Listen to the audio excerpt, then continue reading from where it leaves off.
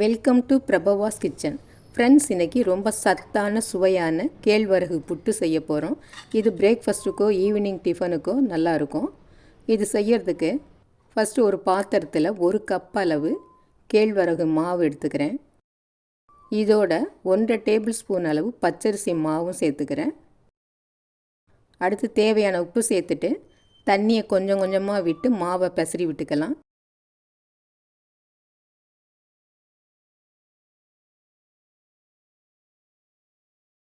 நம்ம தண்ணி விட்டு பெசரி விடும்போது மாவு கட்டியாகும். அதை உடச்சி விட்டு கொஞ்சம் கொஞ்சமாக தண்ணி தெளித்து மாவை நல்லா பெசரி விட்டுக்கலாம்.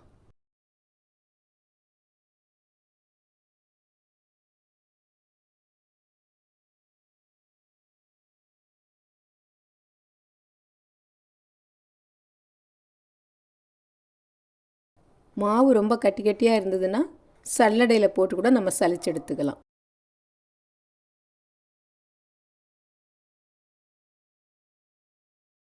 மாவை நல்லா பெசரி விட்டாச்சு. இப்போ இட்லி தட்டில் துணியை நனைச்சி போட்டு இந்த மாவு கொட்டிக்கலாம்.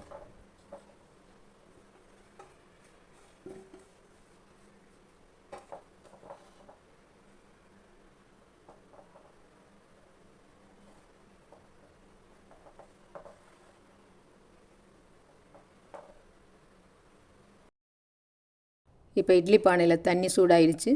இட்லி தட்டை வச்சு மூடி ஒரு 5 நிமிஷத்துக்கு வேகிற மாதிரி வச்சிடலாம்.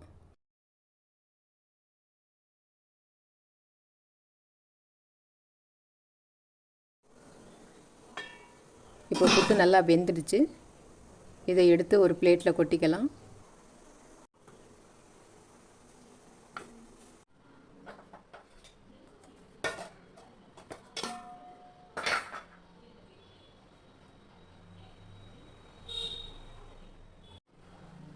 இப்போ இதில் பொடித்த வெல்லம் ஒரு 1.5 டேபிள் ஸ்பூன் அளவு நான் சேர்த்துக்கிறேன். வெல்லம் நாட்டு சர்க்கரைக்கு பதிலாக ஒயிட் சுகர் வேணாலும் சேர்த்துக்கலாம். ஆனால் கேழ்வரகு புட்டில் வெல்லம் சேர்த்து சாப்பிடும்போது டேஸ்ட்டும் நல்லா இருக்கும், அயன் சத்தும் அதிகமாக கிடைக்கும். இப்போ துருவின தேங்காய் ஒரு 1.5 டேபிள் ஸ்பூன் அளவு சேர்த்து இது எல்லாத்தையும் நல்லா கலந்து விட்டுக்கலாம்.